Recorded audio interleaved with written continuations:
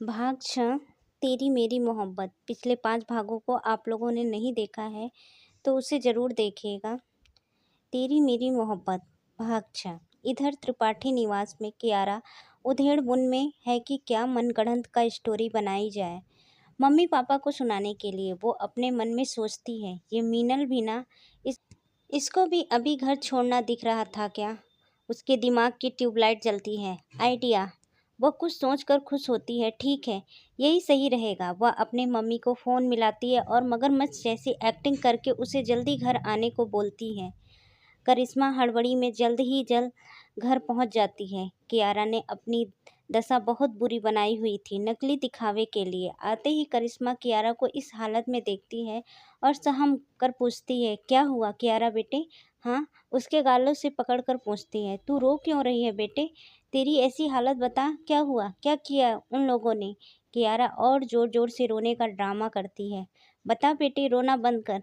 ए ये मीनल कहाँ मर गई? पानी ला। वो मीनल को आवाज़ लगाती है। मम्मी, वो यहाँ नहीं है। यहाँ नहीं है मतलब कहाँ है? साफ साफ बताओ। हाँ माँ, मीनल ने मेरी लाइफ ख़राब कर दी। उसने चेतन को अपने काबू में कर रखा है, जिसकी वजह से उसने आज तक मुझे अपनी पत्नी के रूप में प्यार नहीं दिया।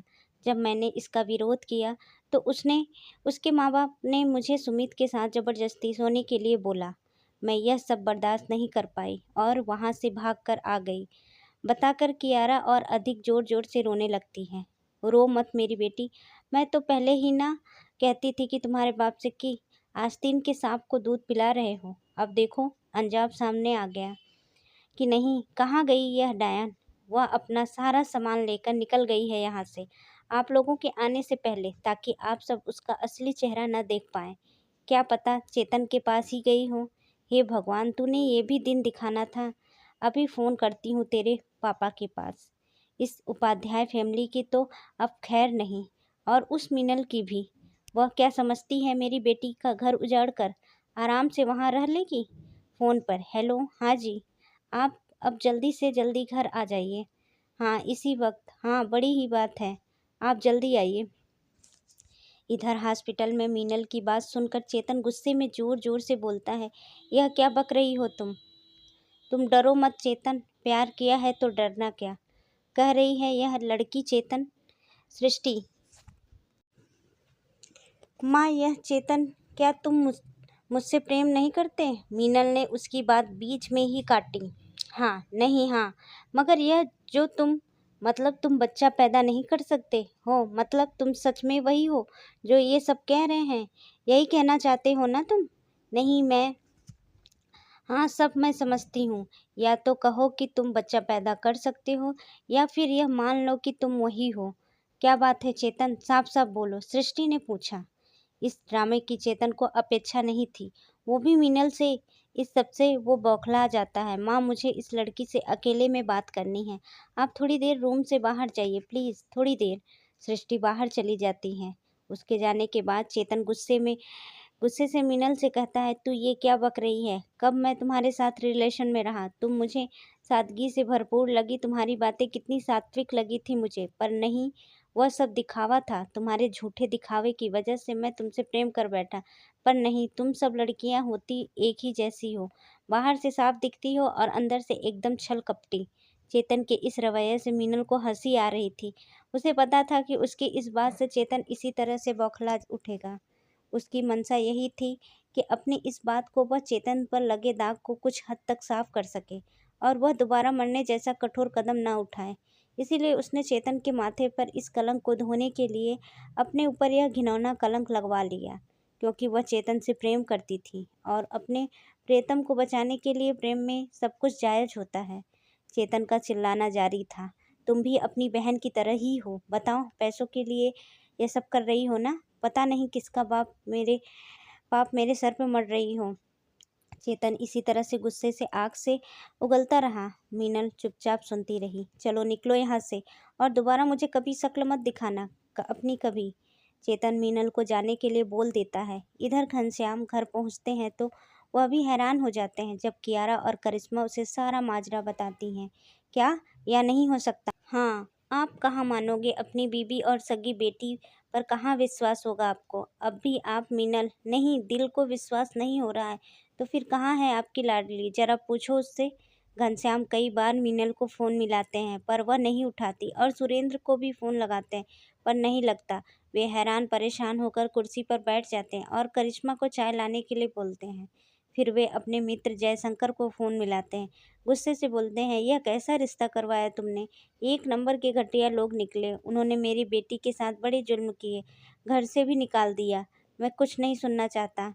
15 दिन में भी शादी संभाल नहीं पाए वह लोग। सही बात है, बड़े लोग की बड़ी बात। बस अब देखो हम भी उसके खिलाफ क्या कार्यवाही करते हैं।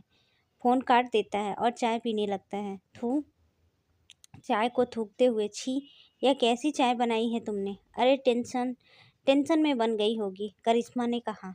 कियारा ओठ दबाकर हंसती है। इधर हॉस्पिटल में जब सुरेंद्र को मीनल वाली बात पता चलती है तो वह भी बहुत गुस्सा ज़्यादा हो जाते हैं। यह तू क्या बक रही है लड़की, चल दफ़ा हो यहाँ से। सुरेंद्र तुरंत घनश्याम के पास फ़ोन लगाते हैं, तभी मीनल भी वहाँ से निकल लेती है।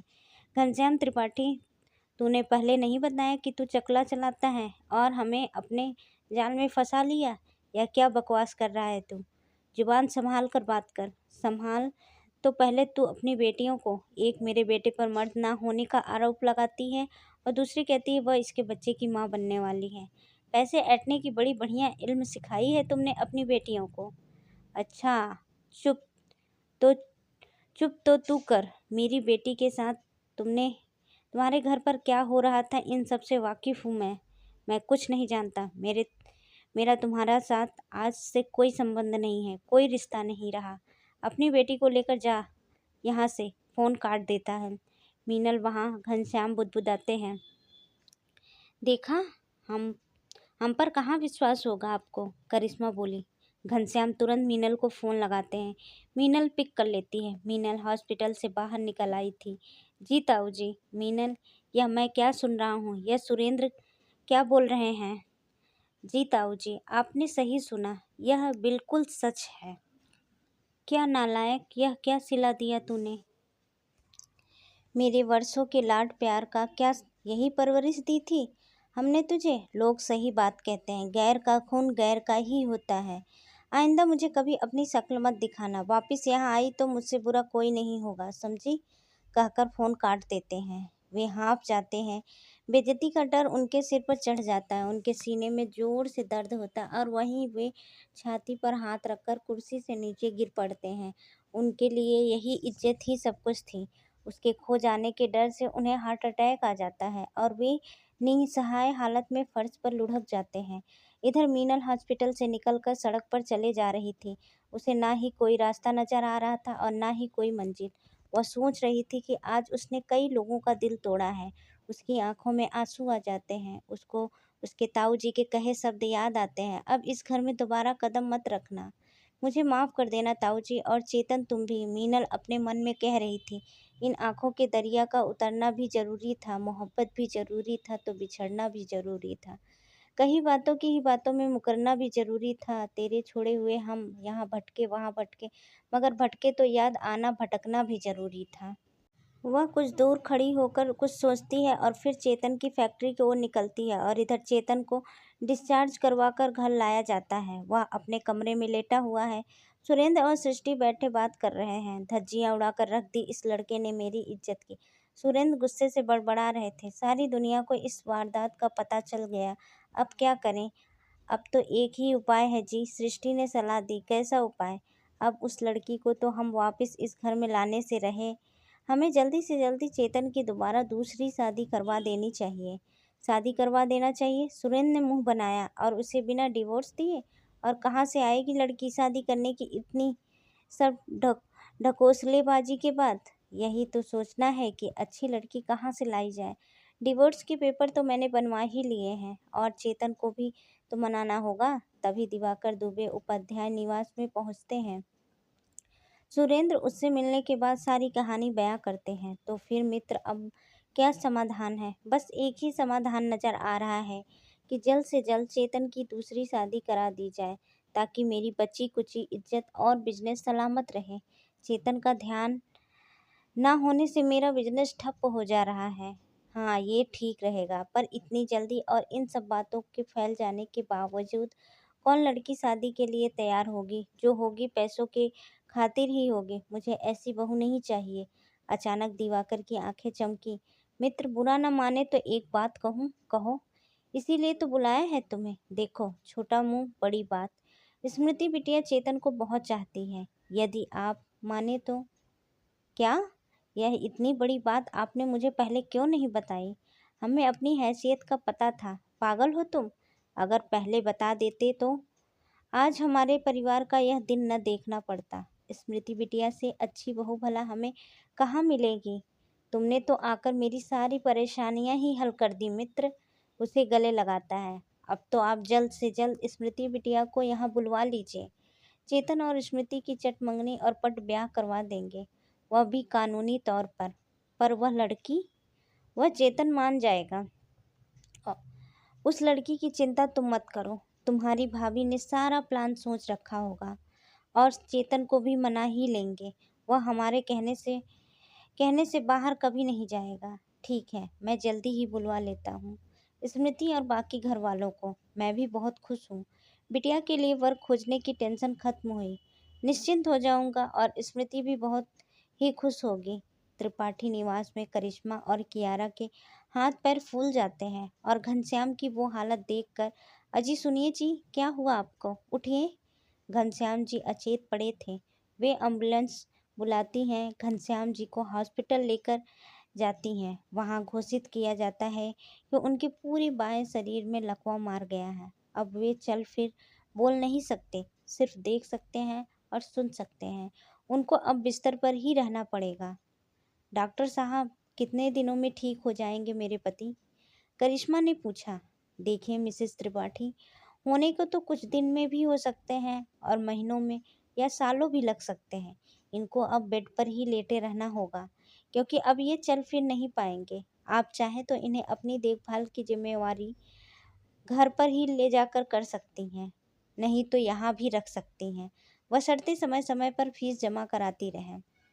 नहीं नहीं, घर पर नहीं, वहाँ सही से इनकी देखभाल नहीं हो पाएगी। आप इन्हें यहीं पर रखिए, हम टाइम टू टाइम फीस जमा कराते रहेंगे। कियारा और करिश्मा आपस में बात करती हैं। इस बुढ़े को भी तो बिस्तर पर लेटना था। पहले क्या कम तंगी थी घर में, अब इसका भी खर्चा उठाना पड़ेगा। पर मम्मी, इतने पैसों का इंतजाम कहाँ से करेंगे हम? जो मैं पैसे लाई हूँ वह मेरे हैं, पहले ही कह देती हूँ। मैं अपनी पार्टियाँ मिस नहीं करने वाली। चलो सोचते हैं, कुछ सोचा था, बड़े घर में हाथ लगा है, पैसे से मौज बनेगी। पर तू तो वापस आ गई। अब मैं उस जेल में वापस नहीं जाने वाली माँ। क्या तू यही सोच रही है कि मैं वापस भेज दूँ, है ना? ना, कुछ और जुगत लगाती हूँ। पैसे तो ऐंठने ही होंगे उनसे।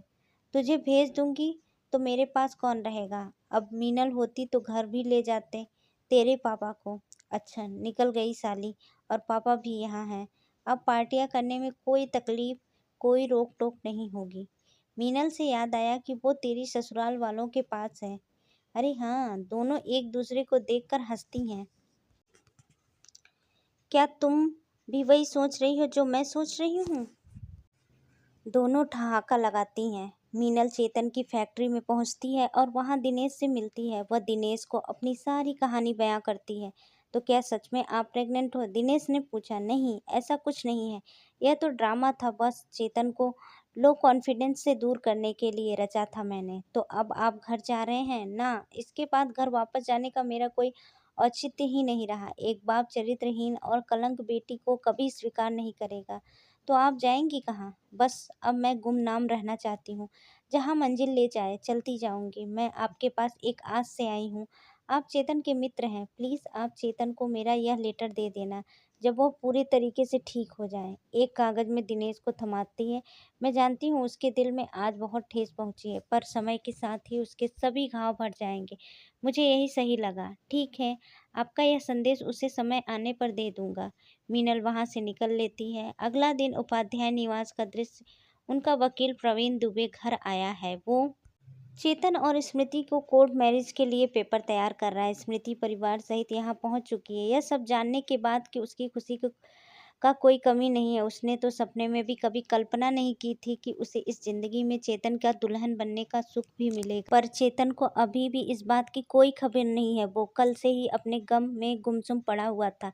ये दर्द की आहें जुदा की राहें भुला देंगे तुमको सनम, धीरे धीरे मोहब्बत के सारे सितम, धीरे धीरे अभी नाज है टूटे दिल को, वफा पे के टूटेंगे सारे भ्रम धीरे धीरे।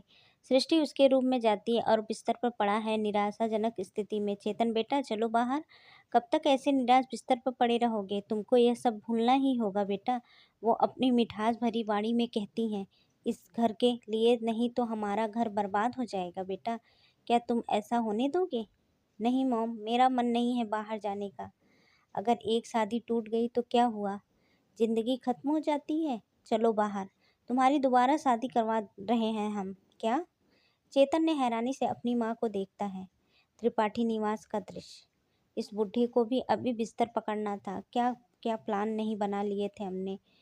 मैंने उपाध्याय फैमिली के खिलाफ उनसे अच्छी खासी मोटी रकम ऐंठने के लिए, पर इस कबाब की हड्डी ने सारे किए कराए पे पानी फेर दिया। करिश्मा ने बौखलाते हुए कियारा से कहा, मम्मी फिक्र नॉट, प्लान तो मेरे दिमाग में बड़ा ज़बरदस्त चल रहा है। कियारा ने मुंह पर फेस पैक लगाते हुए कहा, कैसा प्लान? बस देखती जाओ। कियारा बाहर जाती है और उसी समय सुमित के पास फ़ोन मिलाती है। हाय सैंडी, हाउ आर यू? कौन सी वाली बोल रही है तू? उधर से आवाज़ आई, मैं कैट। अच्छा बोल, क्या बात है? सैंडी, तुम्हारी याद आ रही है मुझे। क्या तुम मुझसे मिलने आ सकते हो अभी? बकवास बंद कर अपनी। कौन है तू मेरी, क्यों मिलने आऊँ तुझसे? एक तो मुझे मेरे ही भाई के नज़रों में गिरा दिया तुमने, और अब भी मुझे बहकाने की कोशिश कर रही है। मेरा भाई मरते मरते बचा है तुम्हारी वजह से। इतना बड़ा झूठ बोला तुमने मुझसे भी और मेरे भाई के बारे में। मेरे पास होती ना तो इस वक्त तो तेरा हर वो हश्र करता कि सारी ज़िंदगी न भूल पाती तू। क्या बक रहा है तू? भूल गया इतना जल्दी? कितनी ऐश कराती थी मैं। जा जा, ऐसी ऐश तो मैं तुझ जैसी लड़कियों के साथ दिन में कई दफ़ा करता हूँ। चल रख। तुम भूल गए हो सुमित, मैं तुम्हारे भाई की पत्नी हूँ अब भी। सुमित हंसने लगता है। अच्छा, है ना? है नहीं थी, अब नहीं हो। मेरे भाई की दोबारा शादी हो रही है। आज कर ले जो तू करना चाहती है। दोबारा तो तू इस घर में वापस आने से रही नहीं। और मैं जानता हूँ किससे, मीनल से ही ना। दिमाग फिर गया है क्या तुम लोगों का? तुमने सोच भी कैसे लिया कि दोबारा तुम जैसी अच्छे लोगों के साथ संबंध रखेंगे हम? तो फिर तुझे वह जानने की ज़रूरत नहीं है। और तुम्हारी नकली बहन को भी भगा दिया हमने, जो तुम लोगों ने भेजा था उसे नाटक सिखाकर। वह तो कामयाब नहीं होने दिया हम लोगों ने। चल रख बकवास लड़की, कहकर फ़ोन काट देता है। कियारा हेलो हेलो करती रहती, वो वापस अंदर आती है। क्या हुआ? करिश्मा ने पूछा। कहाँ है तेरा प्लान? सारे प्लान पर पानी फिर गया मम्मी। वे लोग दोबारा शादी करवाने लगे हैं चेतन की, पता नहीं किससे। पर तू तो कहती थी कि चेतन मीनल से। अच्छा हुआ पता लग गया कि उस खुदगर्ज चुड़ैल को भी, कि किसी का घर उजाड़ कर उस पर घर नहीं बसाया जा सकता। उसने सोचा होगा कि वो आराम से रह लेगी वहाँ, पर इतना आसान नहीं होता। फिर वह कहाँ गई होगी? जाने दो जहाँ मर्जी, हमको उससे क्या मतलब। हाँ सही है, चलो छोड़ो उसकी बात। पर वे बिना डिवोर्स के दूसरी शादी करवा रहे हैं चेतन की। अभी तो तू है उसकी वाइफ। हाँ यार मम्मी। कियारा कुछ देर सोचती है, फिर बोलती है, चलो मम्मी केस फायर करते हैं उनके खिलाफ। ऐसा कैसे? हल्के में ही जाने देंगे उनको? हाँ, करिश्मा जोर से साथ छोड़ते हुए, ये ठीक रहेगा। वो दोनों उसी समय पुलिस स्टेशन की ओर रवाना होती हैं। कल मीनल उपाध्याय फैक्ट्री से निकलकर अपनी सहेली कृतिका के घर रुकने के लिए चली गई थी। एक रात वहीं ठहर कर वह उससे भी विदा लेती है। कृतिका उसकी राजदार रही है हमेशा से। वे दोनों सहेलियां एक ही दूसरे की हमराज थीं। वहां से मीनल अपने कॉलेज की ओर जाती है और अपने कॉलेज की उसकी पढ़ाई से संबंधित जरूरी डॉक्यूमेंट्स लेती है, ताकि आने वाले समय पर उसे नौकरी से संबंधित कोई दिक्कत का सामना न करना पड़े। आपका बहुत बहुत धन्यवाद ताऊ जी, मेरे जीवन को यह हसीन उपलब्धि प्रदान करने के लिए। मीनल डॉक्यूमेंट्स को अपने बैग में डालते हुए बोलती है। फिर वह एक फ्लेक्स दुकान से नया सिम कार्ड खरीदती है और पुराने सिम कार्ड को तोड़ देती है। अब मीनल सीधा बस स्टैंड की ओर हो लेती है ताकि आगे के जीवन पर बढ़ने के लिए कोई रास्ता पकड़ पाए। उपाध्याय निवास में सृष्टि चेतन को शादी के लिए मना रही होती है। बेटा, तू आज तक हमारे कहने से चलता आया है, क्या अब जब हम इस दोराहे पर खड़े हैं तो क्या इससे हमें नहीं उबारेगा? सृष्टि आंखों में आंसू भरकर कहती है। तभी सुरेंद्र भी अंदर आ जाते हैं। बेटा, हमारी इज्जत अब तुम्हारे हाथ में ही है, इसके अलावा और कोई दूसरा रास्ता है ही नहीं। वे दोनों पति पत्नी चेतन के इर्द गिर्द बैठकर उसे बहुत इमोशनली ब्लैकमेल करते हैं। चेतन सोच रहा था कि कितने स्वार्थी हैं यह लोग, इनको तो सिर्फ अपनी इज्जत की पड़ी है, मेरी भावनाओं की जरा भी कदर नहीं है। उफ, ये अपने। वे दोनों पत्थर की मूरत बने चेतन को उठाकर कमरे से बाहर ले जाते हैं और उसे शादी के लिए तैयार करते हैं। चेतन को कुछ नहीं दिख रहा था, उसकी शादी किसी से हो रही है, क्यों हो रही, बस वह तो पत्थर की मूरत बने सब कुछ सहे जा रहा था। उसकी फीलिंग्स थी, ना जी सके यहाँ, ना मर सके यहाँ, हाल ऐसा है कि हंस तो क्या, ना रो सके यहाँ। उसने एक बार भी स्मृति की तरफ नहीं देखा, पर स्मृति तो खुशी से पागल हुए जा रही थी। वह तो यह सोच रही थी कि पता नहीं कौन से पुण्य कर्मों का फल मिला है उसे कि वह चेतन से होने जा रही है। खुद को चेतन की दुल्हन के रूप में सजी देखकर प्रफुल्लित हो रही थी। वकील प्रवीण दुबे जी कहते हैं, लो पेपर तैयार हो गए हैं, दोनों के सिग्नेचर करवा दो। सृष्टि वहां हाथों में 2 वरमाला लिए आई। लो बेटा, करो सिग्नेचर करो। सबकी इसी आवाज़ से चेतन की चुप्पी टूटी। अचानक हुए इस शोर शराबे से उसने देखा कि वहां मौजूद सभी लोग उसे सिग्नेचर के लिए फोर्स कर रहे थे। मुझे मन से वो पेपर पर सिग्नेचर कर देता है। सभी लोग खुशी से क्लैपिंग करते हैं। स्मृति बिटिया, तुम भी कर दो, सुरेंद्र बोले। पेपर स्मृति की ओर सरकाए जाते हैं। स्मृति भी सिग्नेचर कर देती है। सभी क्लैपिंग करते हैं। शादी मुबारक हो। सुरेंद्र और दिवाकर दोनों एक दूसरे से गले लगाते हैं। मुबारक हो आपको भी। बरसों से दोस्ती अब रिश्तेदारी में बदल जाती है। सृष्टि वरमाला चेतन को देते हुए बोली, ये एक और छोटी सी रस्म तो कर ही लेते हैं। ये लो बेटा, दोनों एक दूसरे को वरमाला पहनाओ। सृष्टि और स्मृति की माँ कमला दोनों को वरमाला पकड़ाने लगती हैं। अचानक तभी कियारा और करिश्मा पुलिस को लेकर उपाध्याय निवास में आ धमकती हैं। वहां मौजूद सभी जनों को उनको देखकर चौंक जाते हैं। सुरेंद्र भी चौंक कर पूछते हैं, तुम लोग यहाँ कैसे, क्यों? तुम लोगों को क्या लगा है कि मेरी बेटी का घर उजाड़ कर अपने बेटे को आसानी से बसा लोगे? तुम लोग, मेरी बेटी पत्नी है चेतन की, और आप लोग चेतन को दोबारा शादी कर रहे हो तो पहली बीवी के होते हुए समझाइए इनको इंस्पेक्टर कि यह कानूनी अपराध है। क्या यह सच है सुरेंद्र जी? इंस्पेक्टर ने पूछा। सुरेंद्र घबराकर बोले, आप उसके नज़दीक जाकर हौले से, इधर आइए, एक तरफ आपकी चाय पानी का इंतजाम करते हैं। सृष्टि करिश्मा से बड़े प्रेम से कहती है, बहन जी क्यों मामले को बढ़ा रही हो, चलिए बैठकर सुलह कर लेते हैं।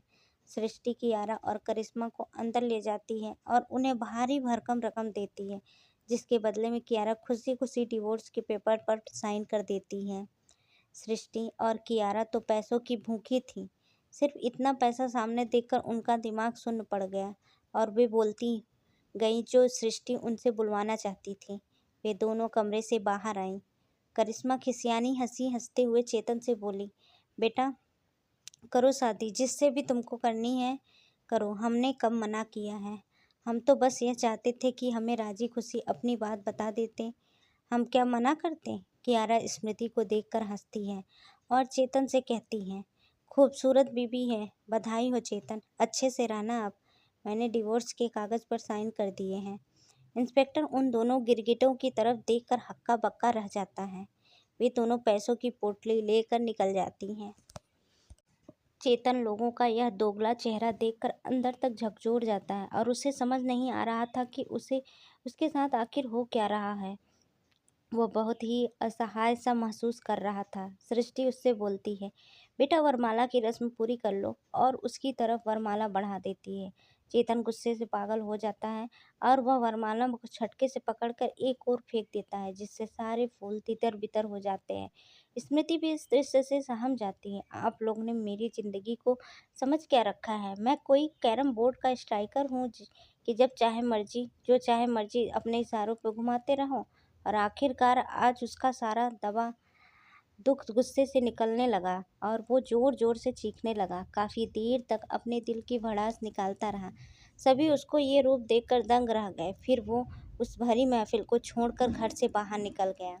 निराश, हताश और टूटा चेतन ऑफिस में आकर बैठ जाता है। उसकी आंखों में आंसू थे।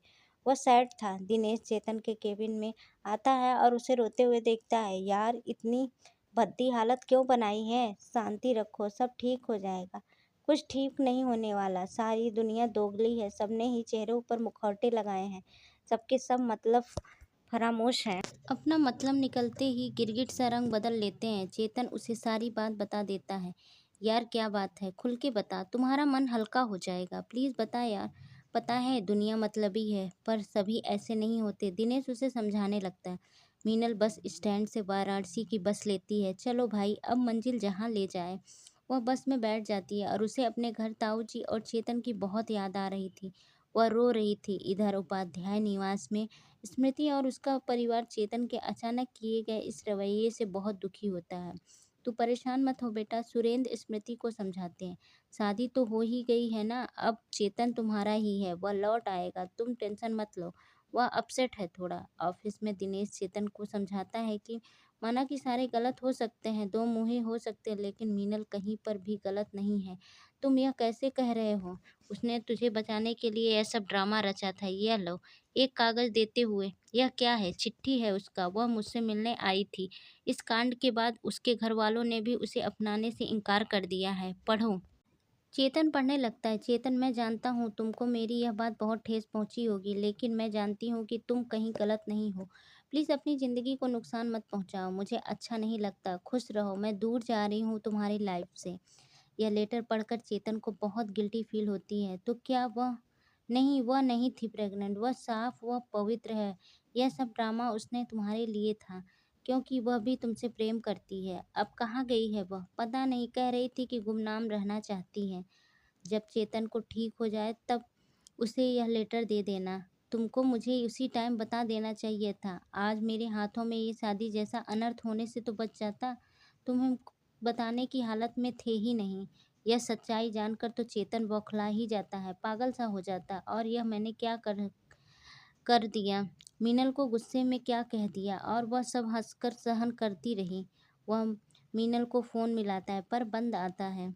वो उसे सोशल मीडिया पर भी कांटेक्ट करने की कोशिश करता है पर असफल रहता है। क्या तुम्हारे पास मीनल की किसी सहेली का नंबर है?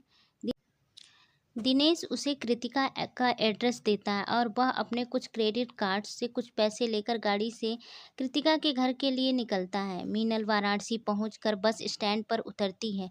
भीड़ में इधर उधर किसी व्यक्ति को सहायता के लिए देखती है। उसे मोटरसाइकिल पर एक लड़का दिखाई देता है जो 18 वर्ष का एक नवयुवक दिख रहा था। हे देवी मैया, मेरा साथ देना, यह बोलकर वह जाकर उस लड़के से पूछती है। भैया, पता नहीं कैसे पूछे आपसे, बहुत ऑकवर्ड लग रहा है। क्या बात है दीदी? एक्चुअली मैं इस शहर में आई हूँ, रहने की कोई जगह खोज रही हूँ। आपको यहाँ आसपास कोई होटल पता हो या वर्किंग वुमन्स हॉस्टल जैसा कुछ, लो से लो बजट, शांत और सेफ भी हो। वैसे आप करती क्या हो? अभी नई हूँ शहर में, जल्दी ही कोई काम भी ढूंढ लूँगी। वैसे यहाँ पास में एक लेडीज़ हॉस्टल है। कहाँ? यहीं पास में, यूनिवर्सिटी के पास। आप मुझे यूनिवर्सिटी तक का रास्ता बताएंगे? चलिए, मैं भी यूनिवर्सिटी के पास ही गुजरने वाला हूँ। इफ़ यू वांट आपको ड्रॉप कर दूँगा। बैठ जाइए आप। मेरा नाम हरीश अहमद है और आप मुझे भाईजान ही बुलाइएगा। आपकी किस्मत अच्छी है जो आपने किसी और को नहीं रोका। लोग यहाँ फ़ायदा उठाने वाले बहुत घूमते हैं। बैठ जाइए। Thank you so much. आपको कोई प्रॉब्लम तो नहीं होगी ना? No no no, please. Meenal motorcycle पर उसके पीछे बैठकर यूनिवर्सिटी तक जाती है। चेतन कृतिका के घर पहुंचता है और कृतिका से मीनल के बारे में पूछताछ करता है। यहाँ उसे मीनल और कियारा के बारे में पूरी सटीक व मन को तसल्ली देने वाली जानकारी मिल जाती है जो उसे शादी से पहले होनी चाहिए थी।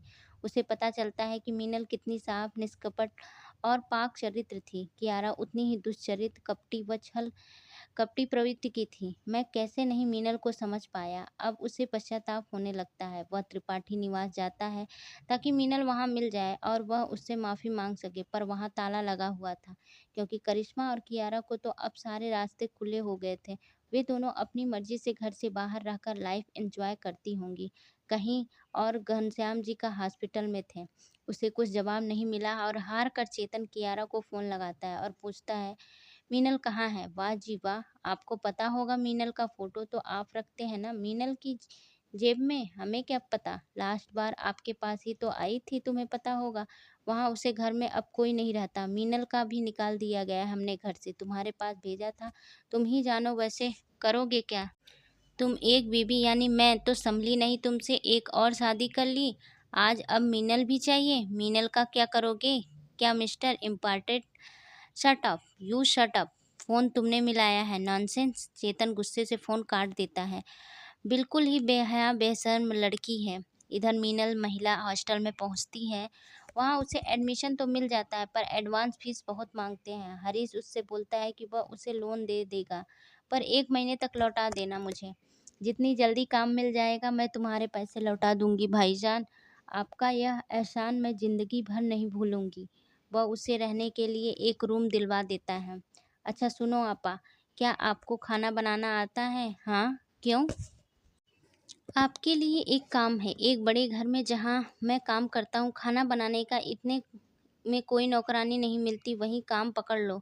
ज़िंदगी तो चलानी पड़ेगी। यहाँ जल्दी नौकरी मिलना खाला जी का घर है। वैसे आप आई कहाँ से हो? लखनऊ से। और बात मैं बाद में बताऊंगी। अच्छी बात है, मैं भी लखनऊ से ही हूँ।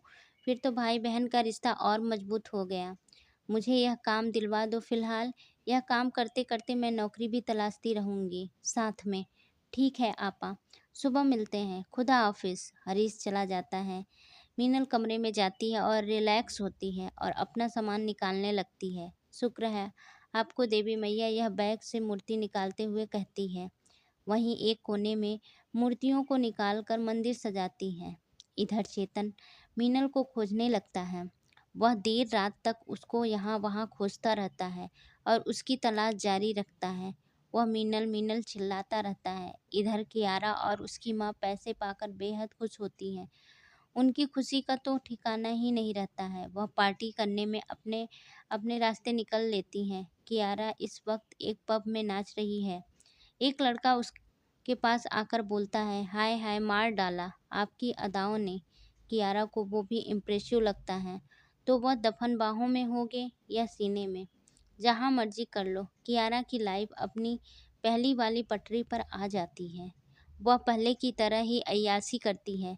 उस लड़के के साथ नाचती रहती है। करिश्मा को भी अपने पति की कुछ पड़ी नहीं थी। घनश्याम बेचारे निसहाय हालत में हॉस्पिटल के बेड पर पड़े थे। शायद मीनल होती तो उनकी खूब हिफाजत करती। करिश्मा भी इस वक्त एक कसीनो में बैठी है और ताश खेल रही है। वह अपनी अच्छी किस्मत का लुत्फ उठा रही है। चेतन देर रात घर लौटता है और सुरेंद्र के परिवार सहित स्मृति का भी पूरा परिवार उसकी राह जोह रहा था। कहाँ चले गए थे तुम चेतन? कितनी बार फ़ोन लगा चुके हैं तुम्हें। क्या हो गया है तुम्हें? तुमको परवाह है कि नहीं इस घर की? सुरेंद्र उसे दरवाजे पर देखते ही एक ही सांस में बोले। चेतन बिना कुछ कहे जवाब दिए उदास मन से अपने कमरे में चला जाता है और एक बैग में अपना सामान भरने लगता है। सृष्टि उसके पीछे जाती है और उसे ऐसा करते देखकर पूछती है, बेटा यह तुम क्या कर रहे हो? कहाँ जा रहे हो तुम? बस बहुत हो गया, अब मुझे कुछ दिन का आराम चाहिए। कहाँ जाओगे तुम? कहाँ मिलेगा तुमको वो आराम?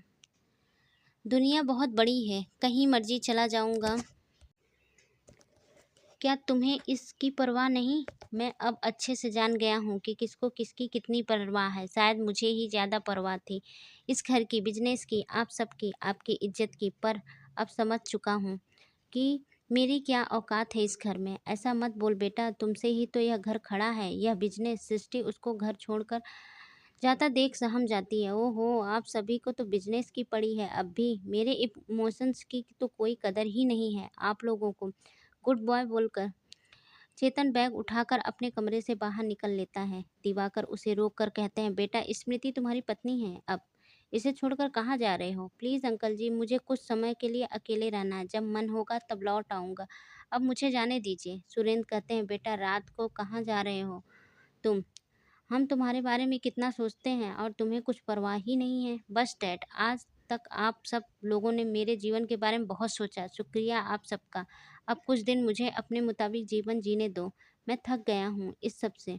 स्मृति तो यह सीन देखकर रोने ही लगती है कि आज ही तो उसकी बरसों से सोई किस्मत जागी थी, अचानक फिर से सो गई। सभी पीछे से कुछ न कुछ कहते रहते हैं, पर चेतन सबको अनसुना करके घर से निकल जाता है और अपनी मीनल की तलाश में। सही बात है, अंकल बादाम खाने से नहीं, ठोकर धोखा खाने से ही आता है। वाराणसी। अगले दिन सुबह मीनल हरीश को फ़ोन लगाती है काम के बारे में पूछने के लिए। हरीश एक जगह उसे मिलने के लिए बुलाता है। कुछ देर के बाद वह मीनल को एक जगह पर मिलाता है जहां हरीश बताता है कि यहाँ से कुछ दूर पर एक फार्म हाउस है, उसमें एक बुजुर्ग दंपति रहती है, उनके बच्चे विदेश में सेटल हैं। मुझे उनके छोटे मोटे काम करने के लिए रखा हुआ है, उनका कुक चला गया है, इसीलिए उनको अब एक अच्छे कुक की बड़ी आवश्यकता है। चलो आपको उनसे मिलवा देता हूँ, अगर वे रखना चाहेंगे तो रख ही लेंगे आपको। मुझे भी वहीं जाना है, आप चलिए मेरे साथ, बैठिए बाइक पर। ठीक है, चलो देखते हैं चलकर। वे एक बहुत बड़े बंगले में पहुंचते हैं। यह खेत में एक बहुत सारे कमरों वाला एक बड़ा मकान था जिसके बाहर बहुत बड़ा बगीचा था।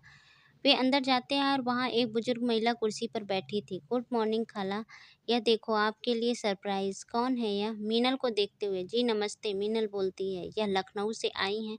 अच्छा, तुम्हारी जगह से ही हैं यह भी? जी, यह बहुत अच्छा खाना बनाती हैं, आप लोगों के लिए सही रहेंगी। अच्छा, क्या क्या बना लेती हो? मीनल उसे सब बताती है खाने के बारे में। ठीक है, चलो तुम मुझे कुछ पका कर दिखाओ, अगर अच्छा हुआ तो रख लूँगी तुमको। ठीक है आंटी। और मीनल वहाँ के किचन में चली जाती हैं। इधर उपाध्याय निवास में स्मृति और उसके परिवार वाले बहुत उदास थे और एक अलग कमरे में थे। माँ कमला कहती हैं, आखिर मिला क्या हमें यहाँ आकर? क्या सिर्फ बेइज्जती ही कराने के लिए बुलाया था? मेरी मेरी बेटी की तो ज़िंदगी ही खराब हो गई, शादी करके भाग गया लौंडा इनका। अब क्या मुँह दिखाएंगी गाँव जाकर? इतने बड़े लोगों को तो बड़ी बात भी छोटी लगती है। तुमको क्या ज़रूरत थी गाँव में ढिंढोरा पीटकर आने की? यह परिवार दिक्कत में है, अभी हमें उनका साथ देना चाहिए। आहिस्ता बोलो। तभी उस कमरे में सुरेंद्र और सृष्टि प्रवेश करते हैं। मुझे माफ़ कर देना भाभी जी, मैं बहुत शर्मिंदा हूँ अपने बेटे की वजह से। इधर हमारा बिजनेस में भी बहुत घाटा पड़ रहा है, बार बार फ़ोन आ रहे हैं, पर आप लोग चिंता ना करें, स्मृति इस घर की बहू है, अब हमारी जिम्मेदारी है, आप लोग बेफिक्र होकर जाइए, चेतन के लौटने तक हम इसका पूरा ख्याल रखेंगे। तुम क्या कहती हो स्मृति बिटिया? सब उसकी ओर देखते हैं। स्मृति के तो आंखों में आंसू ही थम नहीं रहे थे। रुंधे स्वर में बोली, मैंने चेतन को ही अपना सर्वस्व मान लिया है, मैं यहीं रहकर उनका अंतिम सांस तक इंतजार करूंगी। उसकी माँ ने उसे समझाया, पर वो अपनी बात पर अडिग रही। उसका अंतिम फैसला सुनकर उसके माँ बाप और भाई उसको वहीं छोड़कर विदा लेते हैं और गांव रवाना हो जाते हैं। चेतन यहाँ वहाँ मारा मारा फिर रहा था ताकि मीनल कहीं से उसे मिल जाए। वह तो उसके लिए इश्तिहार भी नहीं छपवा सकता था। ये सोचकर कि कहीं इस बात से मीनल और ज़्यादा नाराज़ ना हो जाए, उसका इश्तिहार छपवाए जब उसके घर वालों को ही उससे कोई मतलब नहीं रहा तो। हॉस्पिटल का सीन। करिश्मा हॉस्पिटल में है, घनश्याम जी के पास। नर्स घनश्याम को सूप पिला रही थी, चम्मच से। ठीक से पिला, बाहर निकल रहा है, इसीलिए ही इतने पैसे देते हैं क्या तुम लोगों को? करिश्मा नर्स पर भड़की। मैडम, ठीक से ही तो कर रही हूँ, हमें अपना काम आता है मैडम। मीनल होती ना तो घर ले जाते, हॉस्पिटल की झंझट और पैसे दोनों बचते। करिश्मा कुछ सोचती है और मीनल को फ़ोन लगाती है, पर बार बार नंबर बंद आ रहा था। करिश्मा को घर का किचन का सारा काम खुद करना पड़ रहा था, इसीलिए उसे मीनल की याद आ रही थी और उसे वापस बुलाने के लिए फ़ोन लगा रही थी। तभी वहाँ जयशंकर आ जाते हैं मायूस होते हुए। भाभी जी, यह क्या हो गया? भाई साहब घनश्याम की ओर देखते हुए। बोलिए कुछ। हाँ हाँ मुंह बनाते हुए, यह ढोंग तो करोगे ही अब। करिश्मा उस पर चिल्लाई, तुम्हारी वजह से हुआ है यह सब। तुमने पैसों के लालच में हमारे पल्ले घटिया रिश्ता डाल दिया। अब उसका अंजाम तो सामने ही देख ही रहे हो। क्या कह रही हो भाभी जी? मैंने पैसों के लालच में? और नहीं तो क्या। तुम्हें तो इस बात का हर्जाना देना ही होगा। जब बहुत पैसा लगेगा मेरे पति के इलाज में। कहाँ से लाएंगे हम लोग इतना पैसा? कमाने वाले तो यही थे घर पर।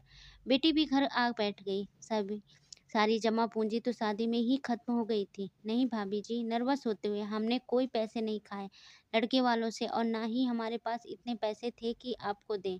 हमने तो अच्छा सोचकर वह देखभाल कर ही रिश्ता करवाया था। मैं कुछ नहीं जानती, मुझे हट जाना चाहिए, मतलब चाहिए, नहीं तो पुलिस को कंप्लेन करूंगी। करिश्मा चिल्लाई। देखिए, आप लोग पेशेंट से रूम से शोर शराबा मत कीजिए, बाहर जाइए प्लीज, नर्स ने कहा। ठीक है भाभी जी, मैं देखता हूँ कुछ, कृपया पुलिस के पास मत जाइएगा। जयशंकर रोनी सूरत लिए चले गए। इधर वाराणसी में मीनल को भूपेंद्र और शीतला देवी नामक एक बुजुर्ग दंपति के घर पर खाना बनाने का काम मिल जाता है। मीनल किचन से बाहर आती है और हाथ में खाने की कुछ प्लेट लेकर शीतला देवी उस डिश को चखकर देखती है, कहती है, वाह लजीज, बेहतरीन, बढ़िया बना है। ठीक है, तुम आज से ही काम पर लग जाओ। जी शुक्रिया। मीनल खुश हो जाती है। हरीश, उससे एग्रीमेंट ले लो और किचन का सारा काम समझा दो और घर भी दिखा दो। ठीक है खाला। इधर लखनऊ में सुरेंद्र का बिजनेस दिन ब दिन ठप्प होता जा रहा था और वह चेतन यहाँ वहाँ मारा मारा फिर रहा था, जीवन से तंग आकर जीवन की तलाश में। सही बात है, जो लोग घर की नींव का आधार होते हैं उनकी कदर नहीं की जाती। चेतन और मीनल भी अपने घरों की नींव थे, आधार थे। उनके घर से निकलते ही दोनों के घर जर्जर हो गए, बर्बाद होने की कगार पर आ गए। सुरेंद्र बार बार चेतन को फ़ोन लगाते रहते हैं पर वह नहीं उठाता, बार बार अलग अलग नंबरों से। घर में, ऑफिस से फ़ोन लगा आने पर चेतन परेशान हो जाता है और वह सिम तोड़कर फेंक देता है। आप चिंता मत करें, मैं ज़्यादा पढ़ी लिखी तो नहीं हूँ, पर हाँ, आपके बिजनेस को संभाल लूँगी। आप टेंशन मत लो, मुझे मौका दीजिए। स्मृति सुरेंद्र को परेशान होते हुए देख कर कहती है, ठीक है बेटी, तुम ही संभाल लो अब कारोबार। सुमित पर इतना बर्डन नहीं रहा कभी, न ही उसे एक्सपीरियंस है, वह नहीं संभाल पाएगा। अब तुम ही मेरा सहयोग करो, धीरे धीरे सीख ही जाओगी। कियारा की लाइफ पहले की तरह ही चलने लगी थी, बल्कि उससे भी ज़्यादा खुशहाल हो गई थी। उसे ना छोटों की शर्म थी और ना ही बड़ों का डर।